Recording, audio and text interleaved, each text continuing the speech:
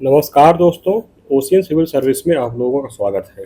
हम लोग परीक्षावाड़ी संविधान पढ़ रहे थे, भारत का संविधान। तो उसी भारत के संविधान में आज हम लोगों का अध्याय 16 है। अध्याय 16 में जो दिया गया है कि संविधान संशोधन की प्रक्रिया, यानी कि procedure for amendment of the constitution. तो चलिए इसको हम लोग बिना देर करते हुए पढ़ते हैं आगे। भारतीय संविधान नम्यता और अनम्यता का अनोखा मिश्रण है। इसका तात्पर्य है कि इसके संशोधन की प्रक्रिया जो है ना तो इंग्लैंड की भांति अत्यंत लचीली है और ना ही अमेरिका और ऑस्ट्रेलिया या कनाडा की भांति अत्यंत कठोर है। भारतीय संविधान निर्माता विश्व के संघात्मक संविधानों के संचालन की कठिनाइयों से पूर्णतः अवगत थे। फलतः उन्होंने संविधान संशोधन के लिए अत्यधिक लचीलेपन या कठोरता से इतर एक मध्यम मार्ग का अनुसरण किया। संविधान संशोधन की यह प्रक्रिया जो है दक्षिण अफ्रीका के संविधान से ग्रहण की गई है। संविधान का भाग 20 अनुच्छेद 368 संविधान संशोधन से संबंधित है। भारत में संविधान संशोधन की शक्ति जो है संसद को दी गई है। राज्य विधान मंडलों को संविधान संशोधन का अधिकार नहीं है। संसद जो है प्रस्तावना तथा मूल अधिकारों सहित संविधान के किसी भी भाग में संशोधन कर सकती है, किंतु संविधान के आधारभूत ढांचे यानी बेसिक स्ट्रक्चर में संशोधन नहीं कर सकती है। यह कहा गया है केशवानंद भारती बनाम केरल राज्य के वाद में। अनुच्छेद 368 के तहत संविधान संशोधन की शक्ति और प्रक्रिया दी गई है। संविधान संशोधन के लिए 3 प्रकार की प्रक्रिया का प्रावधान किए गए, जैसे पहला जो है साधारण बहुमत द्वारा संशोधन, दूसरा है कि विशेष बहुमत द्वारा संशोधन, तीसरा है कि विशेष बहुमत और राज्यों के अनुसमर्थन द्वारा संशोधन। तो पहला इसमें हम लोग देखेंगे साधारण बहुमत द्वारा संशोधन। तो इसमें दिया गया है संविधान के कुछ उपबंधों में संसद जो है साधारण बहुमत से विधेयक पारित कर संबंधित अनुच्छेद में जो निर्दिष्ट प्रक्रिया के अनुसार संशोधन कर सकती है। साधारण बहुमत से तात्पर्य जो है सदन में उपस्थित और मतदान करने वाले आधे से अधिक सदस्यों के बहुमत से है। यह संविधान संशोधन की सबसे सरल प्रक्रिया है, किंतु इसके द्वारा किए गए संशोधनों को अनुच्छेद 368 के अर्थों में संविधान संशोधन नहीं माना जाता है। यद्यपि इसके द्वारा संविधान के कुछ उपबंधों में परिवर्तन किया जाता है। यह संविधान संशोधन जो है साधारण विधि के समान होता है। कौन से उपबंध साधारण बहुमत से संशोधित किए जा सकेंगे, यह संबंधित अनुच्छेद या अनुसूची में ही बताया गया है। साधारण बहुमत से संशोधित किए जाने वाले कुछ प्रमुख उपबंध अधोलिखित हैं, जैसे इसमें दिए गए संघ में नए राज्यों का प्रवेश, अनुच्छेद 2 में व्यवस्था की गई है इसकी। नए राज्यों का निर्माण या वर्तमान राज्यों के क्षेत्र नाम या सीमा में परिवर्तन, ये अनुच्छेद 3 में इसका प्रावधान किया गया है। नागरिकता से संबंधित प्रावधान अनुच्छेद 11 के अंतर्गत। राज्यों में विधान परिषद का सृजन या समापन अनुच्छेद 169 के अनुसार। और संघ राज्य क्षेत्रों के लिए विधान मंडल या मंत्रि परिषदों का सृजन अनुच्छेद 239 का। ये जो अनुच्छेद 169 का है ना, जब ये राज्य विधान मंडल से, यानी कि विधान परिषद तो रहता नहीं पहले, राज्य विधानसभा में जब विधान परिषद के लिए प्रस्ताव पारित किया जाता है तो वो विशेष बहुमत से पारित किया जाता है। लेकिन जब संसद में पारित किया जाता है, जो संशोधन किया जाता है, तो वो साधारण बहुमत से किया जाता है। आगे के राष्ट्रपति, उपराष्ट्रपति, न्यायाधीशों आदि के वेतन एवं भत्ते अनुसूची 2 में दिया गया है इसको। प्रथम, 5वीं, 6वीं तथा 8वीं अनुसूची आदि में। आगे दिए गए हैं विशेष बहुमत द्वारा संशोधन। इसमें एक विशेष बहुमत द्वारा संविधान संशोधन की प्रक्रिया अनुच्छेद 368 में दी गई है। विशेष बहुमत से तात्पर्य है सदन की कुल सदस्य संख्या के बहुमत तथा उपस्थित और मतदान करने वाले सदस्यों का 2/3 बहुमत। संविधान के ऐसे उपबंध जिन्हें साधारण बहुमत द्वारा संशोधित नहीं किया जा सकता है तथा जिन्हें संशोधित करने के लिए आधे राज्यों का अनुसमर्थन आवश्यक है को छोड़कर से सभी उपबंध जो है संसद द्वारा विशेष बहुमत से संशोधित किए जा सकते हैं। इस प्रकार संविधान के सर्वाधिक संशोधन इस प्रक्रिया द्वारा किए जाते हैं। वस्तुतः जब तक अन्यथा उपबंधित न हो, संविधान के लगभग सभी अनुच्छेद इस प्रक्रिया द्वारा संशोधित किए जा सकते हैं। आगे दिए गए हैं विशेष बहुमत और राज्यों के अनुसमर्थन द्वारा संशोधन। इसमें दिए गया है कि यह संविधान संशोधन की सबसे कठिन प्रक्रिया है यह प्रक्रिया भी अनुच्छेद 368 में दी गई है। इस प्रक्रिया के अनुसार संविधान संशोधन के लिए संसद के प्रत्येक सदन के विशेष बहुमत के साथ साथ कम से कम आधे राज्यों के विधानमंडलों का अनुसमर्थन आवश्यक है। यहाँ राज्यों के विधानमंडलों से आशय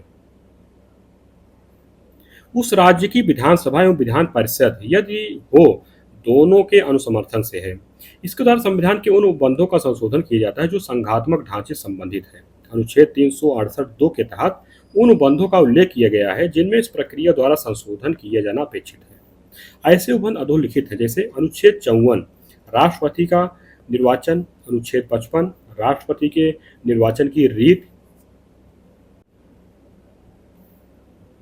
अनुच्छेद 73 संघ की कार्यपालिका शक्ति का विस्तार, अनुच्छेद 162 राज्यों की कार्यपालिका शक्ति का विस्तार, अनुच्छेद 241 संघ राज्य क्षेत्रों के लिए उच्च न्यायालय, अनुच्छेद 279 का माल और सेवा कर परिषद, भाग 5 अध्याय 4 संघ की न्यायपालिका, भाग 6 अध्याय 5 राज्यों के उच्च न्यायालय, भाग 11 अध्याय 1 संघ व राज्यों के बीच विधायी संबंध, 7वीं अनुसूची की किसी सूची जैसे संघ सूची, राज्य सूची, समवर्ती सूची में।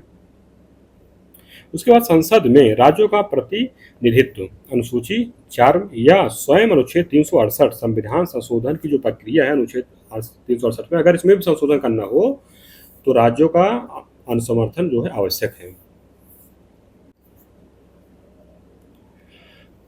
आगे छोटा सा नोट दिए गए, ध्यान दें, इसको देख लेते हैं यहीं। अनुच्छेद 61 के तहत राष्ट्रपति पर लगाए गए महाभियोग के प्रस्ताव को विशिष्ट बहुमत अर्थात संसद के प्रत्येक सदन की कुल सदस्य संख्या के कम से कम 2/3 बहुमत द्वारा पारित होना चाहिए, जबकि संविधान संशोधन विधेयक को विशेष बहुमत अर्थात संसद के प्रत्येक सदन की कुल सदस्य संख्या का बहुमत तथा मतदान के समय उपस्थित और मतदान करने वाले सदस्यों का जो कि 2/3 बहुमत आवश्यक होता है। उल्लेखनीय है कि राज्यों के विधानमंडल द्वारा संविधान संशोधन विधेयक का अनुसमर्थन साधारण बहुमत से किया जाना आवश्यक है, विशेष या 2/3 बहुमत से नहीं। आगे दिए गए संशोधन की प्रक्रिया, इसमें संविधान संशोधन के लिए सर्वप्रथम संविधान संशोधन विधेयक संसद में प्रस्तुत किया जाता है। यह विधेयक संसद के किसी भी सदन में प्रस्तुत किया जा सकता है। संविधान संशोधन विधेयक को संसद में प्रस्तुत करने हेतु राष्ट्रपति की पूर्व सहमति आवश्यक नहीं है। विधेयक को संसद के प्रत्येक सदन द्वारा यथास्थित साधारण या विशेष बहुमत द्वारा पारित कर दिए जाने पर राष्ट्रपति की सहमति हेतु भेजा जाता है। यदि संशोधन अनुच्छेद 368(2) में वर्णित उपबंधों में किया जाना हो तो विधेयक राष्ट्रपति को सहमति के लिए भेजने के पूर्व कम से कम आधे राज्यों के विधानमंडलों द्वारा साधारण बहुमत से उसका अनुसमर्थन कराना आवश्यक होता है।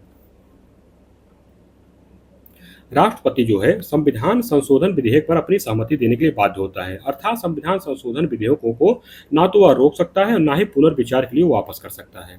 राष्ट्रपति की अनुमति प्राप्त हो जाने पर संविधान संशोधन विधेयक संविधान संशोधन अधिनियम यानी कि एक्ट बन जाता है और इस अधिनियम के उपबंधों के अनुसार संविधान में संशोधन हो जाता है। ज्ञातव्य है कि संविधान संशोधन विधेयक पर संसद के दोनों सदनों में मतभेद की स्थिति में उनका संयुक्त अधिवेशन यानी कि अनुच्छेद 108 के अंतर्गत जो दिया गया है नहीं बुलाया जाता है, अर्थात विधेयक दोनों सदनों द्वारा अपेक्षित बहुमत से पृथक पृथक पारित किया जाता है।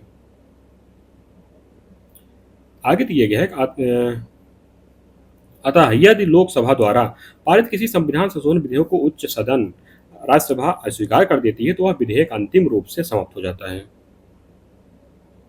अब आगे दिए गए हैं मूल अधिकार में संशोधन।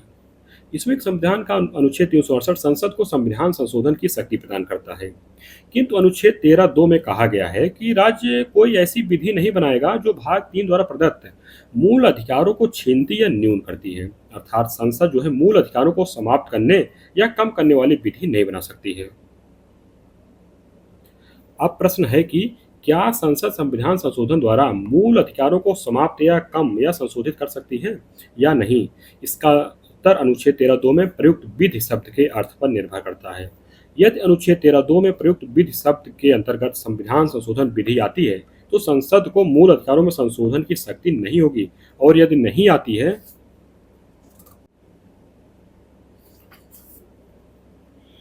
तो होगी, यानी कि संविधान में संशोधन की शक्ति होगी। अनुच्छेद 13(2) में प्रयुक्त विधि शब्द का अर्थ एक लंबे समय तक विवाद का विषय रहा है, जिसके प्रमुख तथ्य अधोलिखित हैं। जैसे पहला वाद है इसमें शंकरी प्रसाद बनाम भारत संघवाद 1951 का।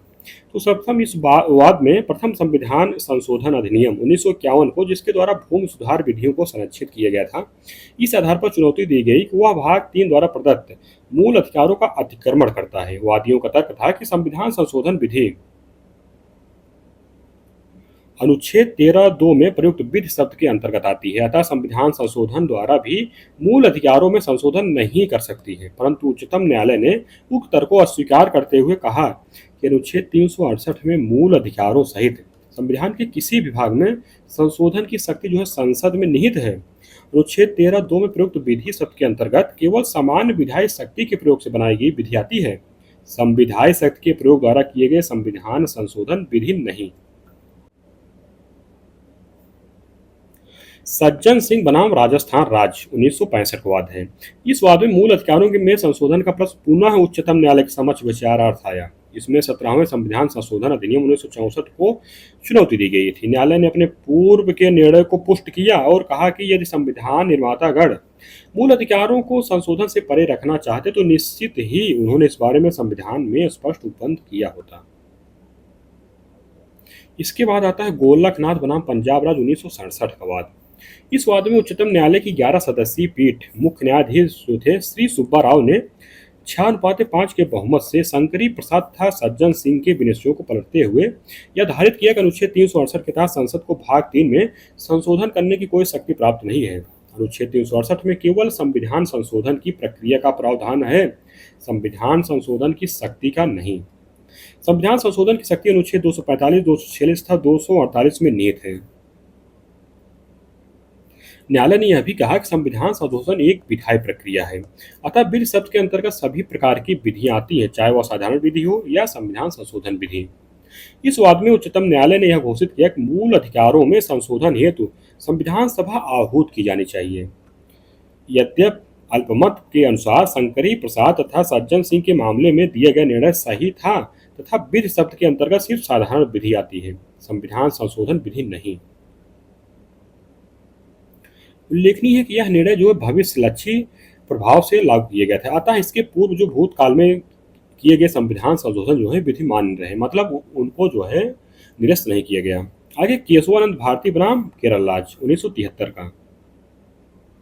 इसमें दिए गोलकनाथ के मामले में दिए गए निर्णयों से उत्पन्न कठिनाई के निवारण हेतु संसद द्वारा 24वां संविधान संशोधन अधिनियम 1971 पारित किया गया, जिसके द्वारा अनुच्छेद 368 में 2 नए खंड 1 तथा 3 जोड़े गए तथा खंड 2 संशोधित किया गया। केशवानंद भारती के वाद में 24वें संविधान संशोधन को चुनौती दी गई। इस मामले में मुख्य विचारणीय प्रश्न यह था कि अनुच्छेद 368 के तहत संसद की संविधान संशोधन की शक्ति जो है की सीमा क्या है। मुख्य न्यायमूर्ति श्री सीकरी की अध्यक्षता वाली 13 न्यायाधीशों की एक विशेष पीठ ने 24 अप्रैल 1973 को सर्वसम्मति से यह निर्णय दिया कि अनुच्छेद 63 के तहत संसद को मूल अधिकारों में संशोधन करने की शक्ति जो है प्राप्त है और अनुच्छेद 13 में प्रयुक्त विधि शब्द के अंतर्गत अनुच्छेद 368 के अधीन पारित संवैधानिक संशोधन सम्मिलित नहीं है। गोलकनाथ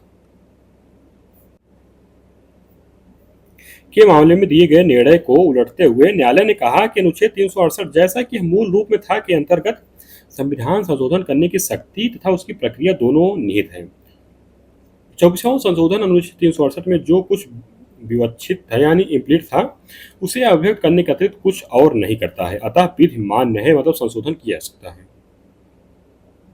किंतु न्यायालय ने 7/6 के बहुमत से यह निर्णय दिया कि यद्यपि अनुच्छेद 368 के अंतर्गत संसद की संविधान में संशोधन करने की शक्ति व्यापक है, किंतु यह असीमित नहीं है और वह कोई ऐसा संशोधन नहीं कर सकती जिसमें संविधान के मूल तत्व या उसका आधारभूत ढांचा नष्ट हो जाए। संसद की शक्ति पर विवक्षित परिसीमाएं हैं जो स्वयं संविधान में निहित है। संसद को इसी परिधि के भीतर अपनी शक्ति का प्रयोग करना है। आगे दिए गए उल्लेखनीय है कि इंदिरा नेहरू गांधी बनाम राजनारायण के प्रकरण में सर्वोच्च न्यायालय ने आधारभूत ढांचे के आधार पर 39वां संविधान संशोधन अधिनियम 1975 को अविधिमान्य घोषित किया था। आगे दिया गया कि मिनर्वा मिल्स बनाम भारत संघ 1980 में ये वाद आया था। इसमें दिया गया है केशवानंद के मामले में दिए गए ऐतिहासिक निर्णय के पश्चात संसद ने पारित में संविधान संशोधन द्वारा अनुच्छेद 368 में खंड 4 तथा 5 जोड़कर यह प्रावधान किया कि संसद की संविधान संशोधन शक्ति अनिर्बंधित है तथा किसी संविधान संशोधन की विधि मान्यता को किसी भी आधार पर न्यायालय में चुनौती नहीं दी जा सकती।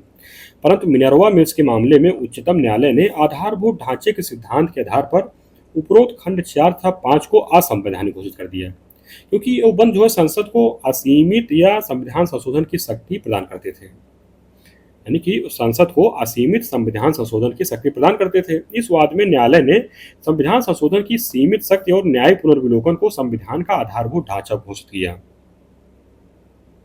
इस प्रकार वर्तमान स्थिति यह है कि संसद मूल अधिकारों सहित संविधान के किसी भी उपबंध में संशोधन कर सकती है, किंतु न्यायालय द्वारा उसकी समीक्षा की जा सकती है, और यदि वह उपबंध संविधान के मूलभूत ढांचे को नष्ट करता है तो न्यायालय उसे अविधिमान्य घोषित कर सकता है।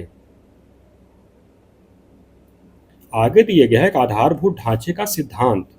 इसमें सर्वोच्च न्यायालय ने केशवानंद भारती के मामले में आधारभूत ढांचे के सिद्धांत का प्रतिपादन करते हुए बहुमत से निर्णय दिए कि संसद जो है संविधान में कोई ऐसा संशोधन नहीं कर सकती है जिससे कि उसका आधारभूत ढांचा नष्ट हो जाए। न्यायालय ने दृष्टांत स्वरूप कुछ आधारभूत ढांचों का उल्लेख करते हुए कहा कि प्रत्येक मामले के तथ्यों के आधार पर यह निर्धारित किया जाएगा कि संविधान का आधारभूत ढांचा क्या है, अतः संविधान के आधारभूत ढांचे को कठोरता परिभाषित नहीं किया जा सकता है। सामान्यतः आधारभूत ढांचे से तात्पर्य संविधान के ऐसे उपबंधों से है जो संविधान का मूल स्वरूप या भावना निर्मित करते हैं। विभिन्न मामलों में सर्वोच्च न्यायालय ने अधोलिखित तत्वों को संविधान का आधारभूत ढांचा घोषित किया है, जैसे संविधान की सर्वोच्चता, गणतंत्रात्मक तथा लोकतंत्रात्मक शासन प्रणाली, शक्तियों का पृथक्करण, संविधान का पंथ निरपेक्ष स्वरूप, संघात्मक शासन प्रणाली, राष्ट्र की एकता और अखंडता, कल्याणकारी राज्य की अवस्थापना, व्यक्ति की स्वतंत्रता एवं गरिमा, विधि का शासन, स्वतंत्र और निष्पक्ष चुनाव पर आधारित लोकतंत्र, न्यायिक पुनर्विलोकन की शक्ति, मौलिक अधिकार और नीति निर्देशक तत्वों में सामंजस्य, संसदीय शासन प्रणाली, संसद की संविधान संशोधन की सीमित शक्ति।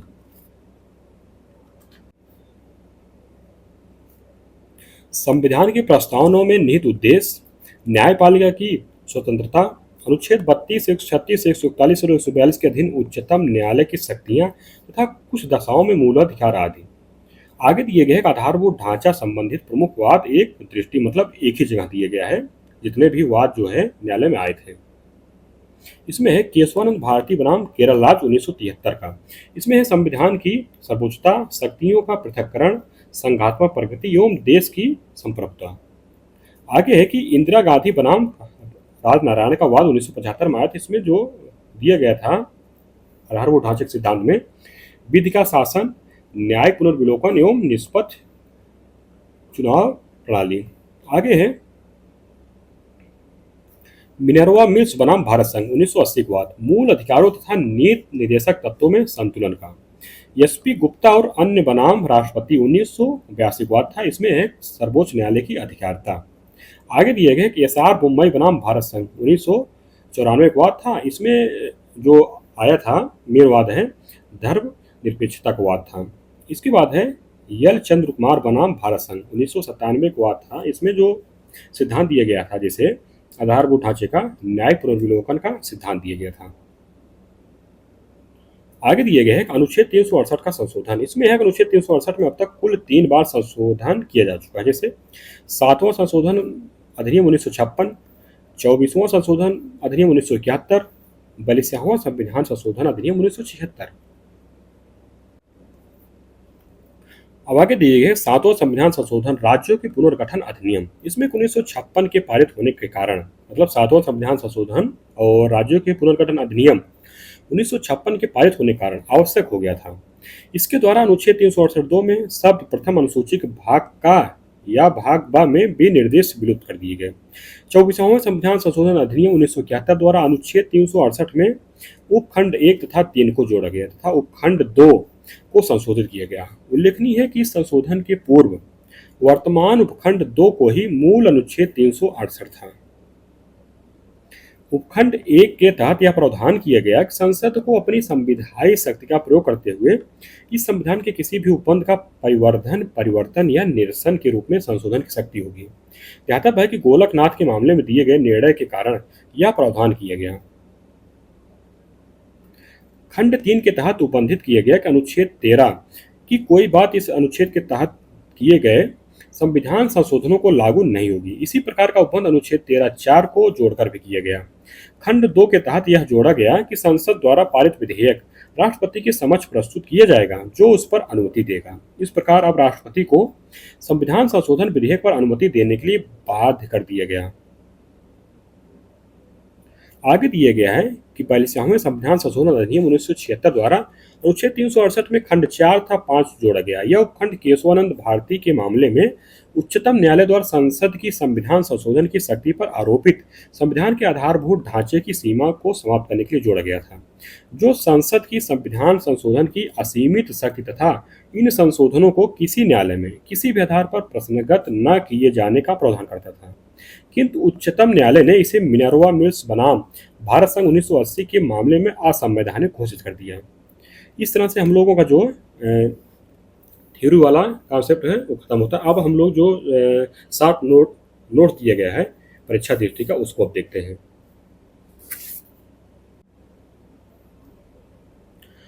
परीक्षा दृष्टि में दिया गया है कि संविधान संशोधन के बारे में प्रावधान संविधान के किस भाग तथा अनुच्छेद के तहत दिए गए, तो भाग 20 अनुच्छेद 368 के तहत।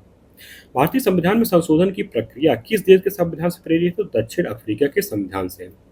भारत में संविधान संशोधन का अधिकार किसे दिया गया है, ये तो संसद को दिया गया है। संविधान के किस अनुच्छेद के तहत उसके संशोधन की प्रक्रिया दी गई, तो अनुच्छेद 368 के तहत। कितने प्रकार से संविधान में संशोधन किया जा सकता है, 3 प्रकार से, जैसे साधारण बहुमत से, विशेष बहुमत और राज्यों की सहमति से। किसी नए राज्य का निर्माण या वर्तमान राज्य के क्षेत्र, सीमा या नाम में परिवर्तन संसद किस प्रकार के बहुमत से विधेयक पारित करके कर सकती है, तो साधारण बहुमत से।